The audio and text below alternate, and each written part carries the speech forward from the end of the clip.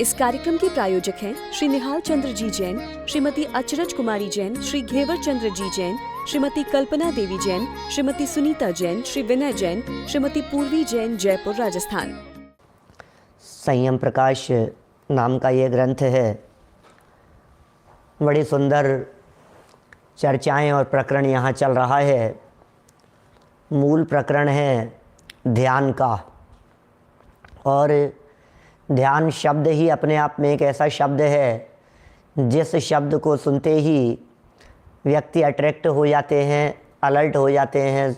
ध्यान ध्यान, अरे आज ध्यान के बारे में बताने वाले, आज ध्यान के बारे में चर्चा करने वाले। चलो चलो हम भी ध्यान करेंगे। मेडिटेशन शब्द एक इतना ज़्यादा प्रसिद्ध हो गया है आज के समय में, आज की इस दुनिया में, कि हर व्यक्ति मेडिटेशन शब्द से बहुत अट्रैक्ट है। सबको ऐसे लगता है मेडिटेशन होना चाहिए, मेडिटेशन होना चाहिए। शॉर्टकट है। हाँ, शॉर्टकट है। मेडिटेशन से सब काम हो जाते हैं, मेडिटेशन से रिद्धियाँ हो जाती है, मेडिटेशन से सिद्धियाँ प्राप्त हो जाती है, मेडिटेशन से बहुत सारे काम हो जाते हैं। मेडिटेशन से बीपी कंट्रोल होता है, डायबिटीज़ कंट्रोल होती है, हार्ट की प्रॉब्लम सॉल्व होती है, बॉडी में रिलैक्सेशन रहता है, बहुत ऐसा रिलैक्स महसूस करते हैं, डिप्रेशन चला जाता है। मेडिटेशन तो बहुत बहुत लाभ है मेडिटेशन के। लेकिन भाई ये जितने भी लाभ मेडिटेशन के बतलाए जाते हैं वो सारे लाभ यहाँ इस ध्यान के प्रकरण में नहीं बतलाए जा रहे हैं, क्योंकि वास्तव में ये सब लाभ अपने लाभ है ही नहीं। शरीर ठीक रहा तो हम ठीक रहे, ये मान्यता ही तो खोटी है ना। माने हमारी मान्यता में ये बात बैठी हुई है कि शरीर ठीक रहना चाहिए, तबीयत ठीक रहनी चाहिए। हम इसके आगे की सोचते ही नहीं हैं, इसके आगे हमारी बुद्धि ही नहीं जाती है, उपयोग ही नहीं जाता है। इसके अलावा हम जितना जो कुछ सोचते हैं सिर्फ और सिर्फ वर्तमान लाइफ के बारे में ही सोचते हैं, इससे आगे तो हमारा दिमाग ही नहीं जाता है। क्या होगा, क्या होगा, किसके बारे में क्या होगा, फ्यूचर के बारे में क्या होगा। फ्यूचर कितना, 5 साल आगेगा, 10 साल आगेगा फ्यूचर, उससे आगे फ्यूचर नहीं है। अरे पंडित जी आप क्या इन चीज़ों में लगे रहते हो, अपने फ्यूचर के बारे में नहीं सोचते हो। अरे फ्यूचर के बारे में सोचते हैं तभी तो इसमें लगे हैं। माने हमें हमारा फ्यूचर दिख रहा है, हमें हमारे भव दिख रहे हैं, भविष्य का अनंत काल दिख रहा है, हमें फ्यूचर दिखाई दे रहा है। यदि आप फ्यूचर के बारे में गहराई से विचार नहीं करेंगे तो आप धर्म ध्यान में लगे नहीं रह सकते हैं। हम फ्यूचर के बारे में सोचते हैं बहुत गहराई से। सबको अपने फ्यूचर के बारे में विचार करना चाहिए, हम सबको अपने अपने भविष्य के बारे में सोचना चाहिए, फ्यूचर के बारे में सोचना चाहिए। मैं अनादि अनंत हूँ सुनील जी सर्राफ साहब, यदि सच में मैं अनादि अनंत हूँ तो मुझे अनादि अनंतता का भरोसा होना चाहिए ना। मुझे अनादि अनंतता का यदि भरोसा नहीं है तो फिर मैं अनादि अनंत हूँ ये तो वचन मात्र रह गया। दृढ़ श्रद्धा हो, दृढ़ विश्वास हो, अपने में अपनापन हो, ये सारी ध्यान की प्रक्रिया इसी के लिए है। हम धर्म ध्यान के 4 भेदों में से 3 भेदों की चर्चा को अपेक्षित विस्तार से कर लेने के उपरांत धर्म ध्यान की तरफ, माने धर्म ध्यान का 4था भेद संस्थान विचय की तरफ बढ़ रहे थे। संस्थान विचय नाम का धर्म ध्यान। आज्ञा विचय हो गया, अपाय विचय हो गया, विपाक विचय हो गया। आज्ञा में आज्ञा की बात कही, अपाय में उपाय की बात कही, विपाक में विपाक की बात कही। यथा नाम तथा गुण जैसे शब्द हैं, ध्यान है ये 4।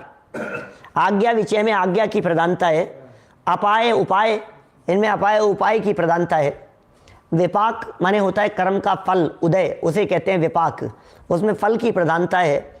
संस्थान है लोक का आकार, तो संस्थान में आकार की प्रधानता है, लोक की प्रधानता है, दुनिया की प्रधानता है, सृष्टि की प्रधानता है। ये सब उसकी चर्चा है।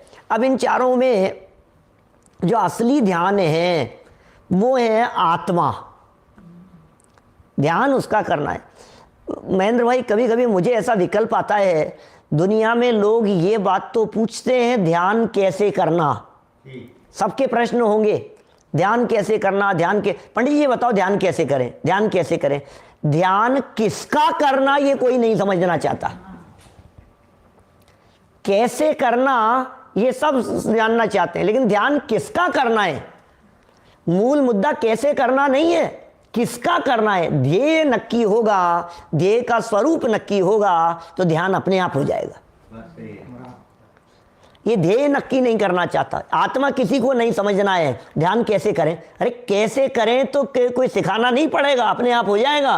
तुम ये नक्की करो किसका ध्यान करना है, क्यों ध्यान करना है, जिसका ध्यान करना है उसका स्वरूप क्या है, जिसका ध्यान करना है वो कैसा है, ये विचार करना पड़ेगा। विपुल भाई ये विचार करना पड़ेगा हमारे को, जिसका मुझे ध्यान करना है क्या, उसका असली स्वरूप क्या है।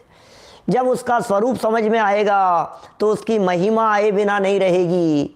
जिसकी महिमा आती है उसकी प्रीति बढ़ती है, जिसकी महिमा आती है वो प्रीति बढ़ती है, उसकी तरफ उपयोग ले जाना नहीं पड़ता है, उपयोग अपने आप जाता है। इसलिए बराबर ये बात ध्यान रखना, किया नहीं जाता हो जाता है, ध्यान किया नहीं जाता हो जाता है। क्या ध्यान किया हो जाता है भाई साहब। ज्ञान की एकाग्रता को ध्यान कहते हैं, ज्ञान की एकाग्रता होनी चाहिए। अब ज्ञान ही नहीं है तो ध्यान कैसे होगा।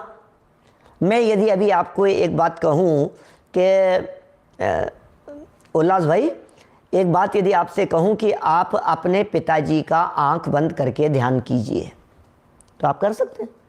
हम हमारे पिताजी को जानते हैं, उनका चेहरा आंख बंद करके आप बैठेंगे तो अपने पिताजी का चेहरा ख्याल में आ जाएगा।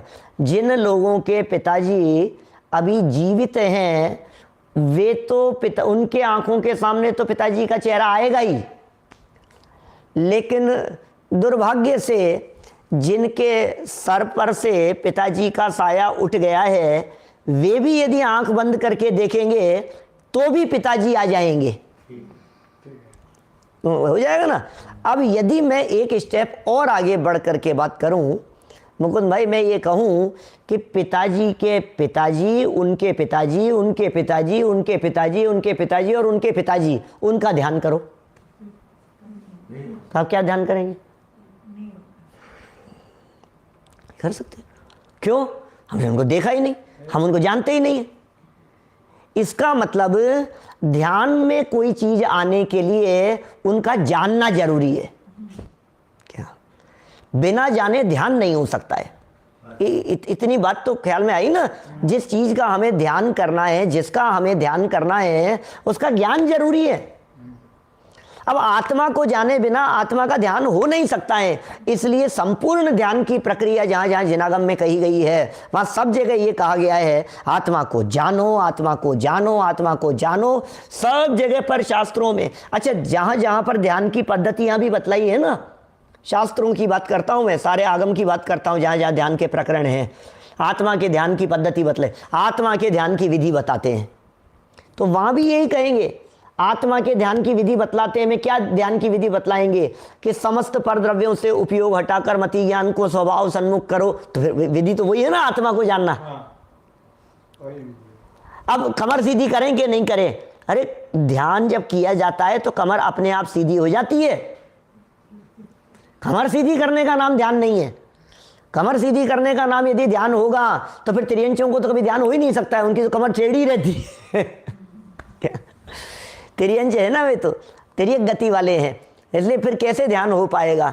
बराबर हमें ध्यान के इस स्वरूप को समझना चाहिए। आत्मा को जाने बिना ध्यान नहीं होगा, और आत्मा को जानने के लिए जितने भी प्रयास किए जाते हैं, आत्मा को जानने के लिए जितने भी प्रयत्न किए जाते हैं, शास्त्रों में आत्मा को जानने के लिए जितनी भी बातें कही गई है, येन केन प्रकारेण, ये आत्म सन्मुख इस जीव का उपयोग कैसे हो, बस वो प्रयत्न करना चाहिए। क्या आत्म सन्मुख कैसे हो? तो बोले उसके लिए क्या किया जाए। एक बहुत सुंदर माध्यम बतलाया था पीछे, विपाक विचय धर्म ध्यान। उदय के बारे में विचार कर, उदय है ये सब, ये कोई दम नहीं है इन चीजों में। मैं जगत के पदार्थों का कर्ता धर्ता नहीं हूं। ये जो नाटक दिखाई दे रहा है पूरे जगत का, ये सब उदय का खेल है। संस्थान में चर्चा हो गई, नहीं, विपाक की चर्चा हुई। अब संस्थान में ये कह रहे हैं कि जब आप लोक के बारे में विचार करेंगे, आपका उपयोग आत्मा में क्यों नहीं आता? लोक के बारे में विचार कीजिए, जगत के दुखों को देखिए, जगत के स्वरूप को देख करके उनमें अपने पास्ट को देखिए, और उसी स्वरूप को देखते हुए अपने फ्यूचर को देखिए, और देखिए कहीं ये मेरा पास्ट है ना, कहीं ये मेरा फ्यूचर तो नहीं है। पास्ट में तो हमने ये काम किए हैं, कहीं ऐसा नहीं हो कि फ्यूचर में भी यही हो जाए। ये जीव पाप तो हंसते हंसते करता है, लेकिन जब फल भोगने का समय आता है तो ये रोता है, दुखी होता है। यदि फल के बारे में पहले ही विचार कर ले, वे जगत के जीवों को देख देख करके एक विचार करे, इसकी ये परिस्थिति क्यों हुई है, इसके साथ ऐसी दशा क्यों हुई है, कल ऐसी दशा मेरे साथ नहीं हो जाए क्या, इसके साथ दुर्घटना क्यों घटी है क्या, इनके जवान बच्चों की डेथ हो गई तो ऐसा क्यों हुआ, ये कितने पीड़ित हैं, ये कितने परेशान हैं, कल मेरे साथ भी तो ऐसा कुछ हो सकता है। इन परिस्थितियों में कैसे सहज रहा जा सकता है, इन परिस्थितियों से कैसे ऊपर उठा जा सकता है, ये विचार करने का नाम संस्थान विचय नाम का धर्म ध्यान है। इसमें ये बतलाया सबसे पहले तो कि आप लोक के संस्थान के बारे में विचार करो, लोक के संस्थान के बारे में विचार करो। प्रवीण जी साहब, लोक के संस्थान के बारे में विचार कीजिए। हीराचंद जी वैद साहब, तो अब लोक के विचार कर लिया, ये लोक का आकार है, ये लोक का संस्थान है। अच्छा, अब इस लोक में नीचे की तरफ क्या, नीचे की तरफ नारकी रहते हैं, अधोलोक में नारकी रहते हैं। उन नारकियों की चर्चा की। 5,68,99,584 रोग बीमारियां प्रति समय आती हैं, तो विचार करना तो तुम्हारे जिए कौन दुख है। संस्थान विचय, विचय शब्द का अर्थ क्या किया था हमने, विचार।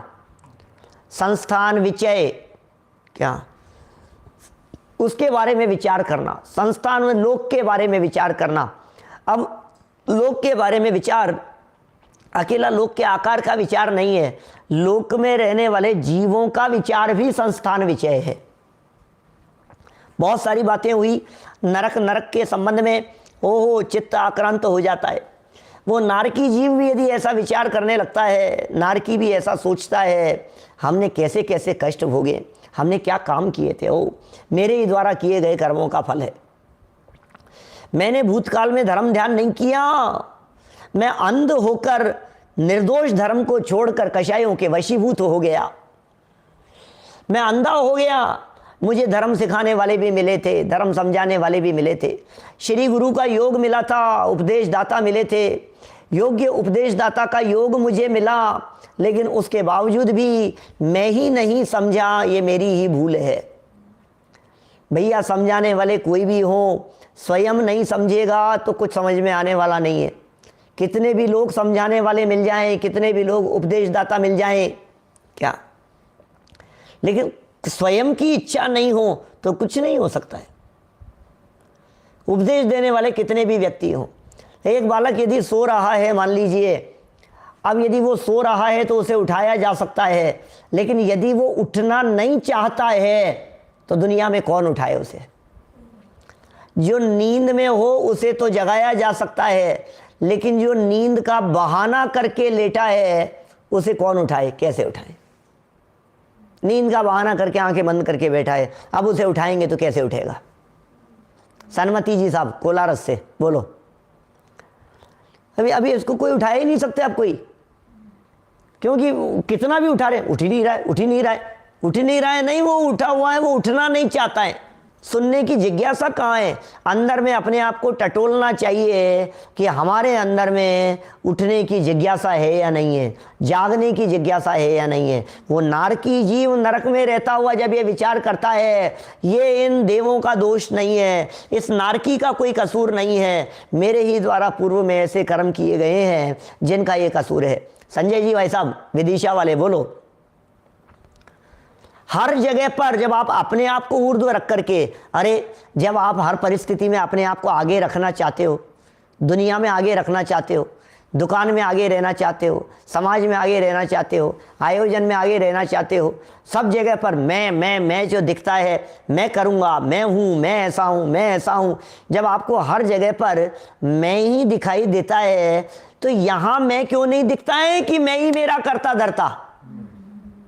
क्या मेरे साथ बनने वाली परिस्थिति का करता धरता मैं हूँ, ये क्यों नहीं दिखता है?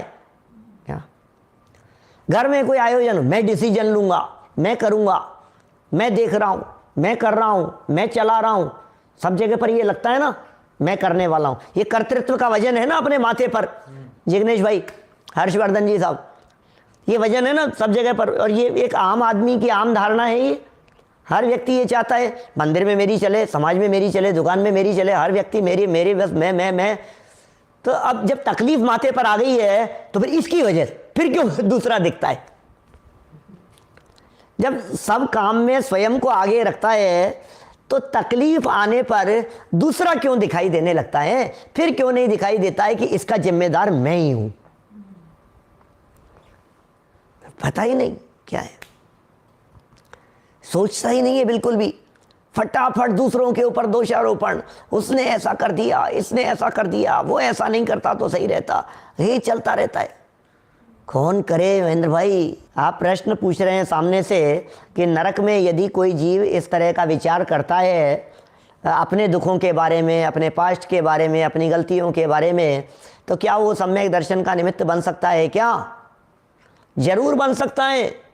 क्या कोई चीज अभी बने तो सम्यक दर्शन का कारण बने। हाँ, नरक में वेदना सम्यक दर्शन का कारण बन जाती है, नरक में जाति स्मरण सम्यक दर्शन का कारण बन जाता है, परोपदेश सम्यक दर्शन का कारण बन जाता है। नारकी जीव ले लेते हैं, नहीं तो असंख्यात जीव जो नरक में सम्यक दृष्टि हैं वो कैसे हो गए? कौन गया था वहां समझाने के लिए? हम तो गए नहीं भैया समझाने के लिए। आप लोगों में से कोई गया था क्या? क्या नहीं? कौन जा रहा है? हो रहा है ना सब अपने आप। अभी यदि नरक के बारे में आपको ऐसा लगता है कि साहब पता नहीं, अब शास्त्रों में लिखी तो है, तो त्रियंश देख लो, कोई बात नहीं। हमने ये कहा नरक में सम्यक दर्शन के कारण, जरा पीछे रिवाइंड करके सुनिएगा। अभी हमने जो बात कही ना, नरक में सम्यक दर्शन के कारणों में जाति स्मरण से सम्यक दर्शन होता है, वेदना से सम्यक दर्शन होता है, परोपदेश से सम्यक दर्शन होता है। लेकिन असंख्यात जीवों को सम्यक दर्शन करने के लिए, संबोधन करने के लिए जाने वाले नहीं मिले हैं। कितने उदाहरण मिलेंगे? और वो भी तीसरे नरक तक ही हो सकता है। चौथे, पांचवें, छठे, सातवें नरक में जो असंख्यात जीव सम्यक दृष्टि है, उनको किसने उपदेश दिया? वो सब निसर्गज हो गया। हाँ, वो सब निसर्गज हो गया। निसर्गज हो गया, उसमें जाति स्मरण की वजह से हो गया, वेदना से हो गया, पूर्व की बातें स्मरण करके हो गया। अरे ये मेरे ही कर्मों का फल है, मेरे ही द्वारा किए गए। दूसरों के ऊपर दोषारोपण करने की जरूरत नहीं है। दूसरों पर दोषारोपण, कौन किसके ऊपर दोषारोपण करे? गलती किसकी है?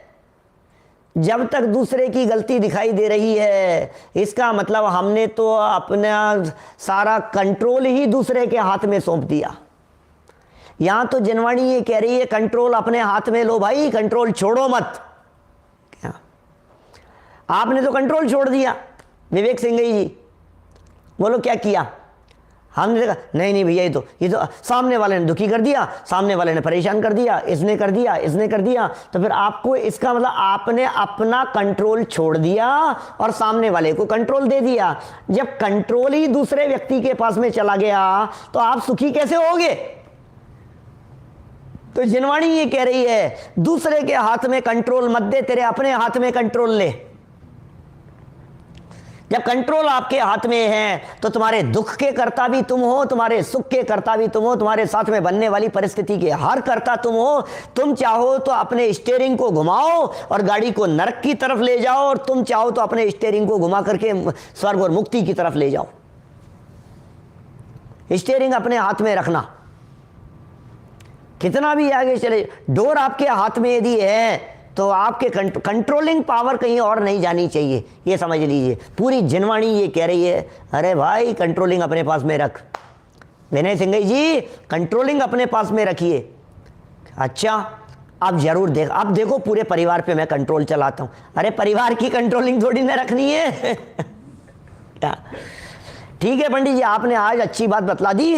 अब पूरे समाज की, पूरे मंदिर की व्यवस्थाओं की सारी कंट्रोलिंग अपने पास में रखूंगा। अरे भाई, हम ये नहीं कह रहे हैं कि तुम मंदिर का कंट्रोल अपने पास में रखो। हम ये नहीं कह रहे हैं कि दुनिया समाज का कंट्रोल अपने पास में रखो, परिवार का, बच्चों का कंट्रोल अपने पास में रखो। हम ये कह रहे हैं सेल्फ कंट्रोल करो भैया, सेल्फ कंट्रोल। दूसरों के कंट्रोलिंग की बात नहीं है। तो आप यदि दूसरों पर कंट्रोल करेंगे तो दूसरा आपके ऊपर कंट्रोल करेगा, तो फिर पराधीन हो गया। यहां तो सेल्फ डिसिप्लिन की बातें है, सेल्फ कंट्रोल की बात है, खुद का खुद के ऊपर कंट्रोल करने की बात है। दोषारोपण करने की बुद्धि निकल जावे, दीनता का भाव निकल जावे, ऐसा है।